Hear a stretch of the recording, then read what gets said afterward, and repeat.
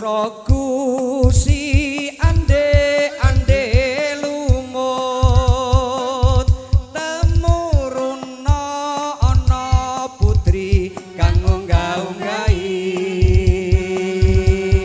putrine sing ayu rupane kleting kumening iku kang dadi asmane ya Nabi salam alaika sholawat tunggu alaika sholawat tunggu alaika ya Nabi salam alaika ojo gedolanan sholawat kok ya Cok. Sapa sama lagi lho reng ngawur.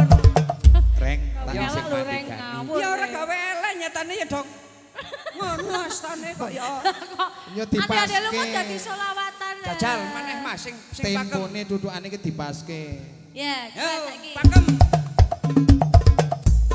Maulana ya Maulana ya Sami doana Maulana ya Maulana ya Sami doana bi rahmatika ya Rabbi letak bi rahmatika ya Rabbi letak rojana sithik-sithik ora ketara suwe-suwe dadi cetha kaya wong tumindak dosa dilakoni saben dina Dosa lantaran omongan, lantaran kuping lan mata. kadang-kadang Ora krasa yen awake dewi dosa. jos sugeng Nah, bener ngono Bu sing pakem. Iki lho yo pas yo apik dirungokke yo kepenak lho Reng. Sik, Selawatan. iki ana Mbok Wage Pon. Mbok Wagi, riko njaluk lagu apa? Oh, ya cicak-cicak di dinding. Wah, sak sembarang. Bu Riri badhe lagu napa? Pak Nur, Agus, Pak Sutik, Pak Sri, monggo. Nggih. Wah, masyaallah. Monggo. Monggo sugeng rawuh selamat datang. Wah kok Riko? Wah, kabeh kenal aku Riko. Enggak ora ngono ya. Gareng iki kaya main ning ngene omahe dhewe. Nggih. Wis sak Mas kenyoe sak Gareng. tetahe wis ngerti kabeh lho gareng iki. Iki ngene Mas wae, Eko, Mbak Tina, Mas Dene. Eko. Ya. Pripun? Minangkani saking Pak Sriadi, Ya. Nggih.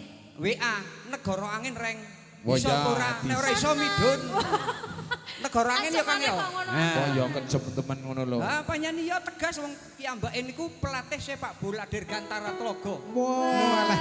Pelatih SSB Dirgantara. Ya. Monggo ketanggulo JSJK Aturaken. bersama Samudra Audio Sound System satu permintaan dari kata-kata tamu Negara Angin Siap. bersama Mbak Tina Agusti. Sayang, selamat menikmati. Sewelas sewa kilometer yo selawatmu sing nate janji oleh ning aku sawise rampungke urusanku